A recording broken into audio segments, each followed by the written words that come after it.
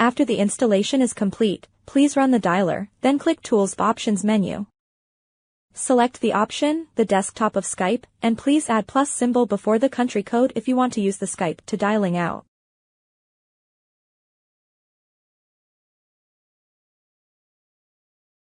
Now, its status will change to connected to Skype.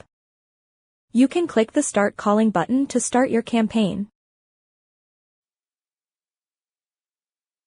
After the call is connected, the system will automatically detect if it is voicemail according to your settings. It will automatically play the preset voice if you set the automatic voice playback for voicemail or human. Below are two demonstrations.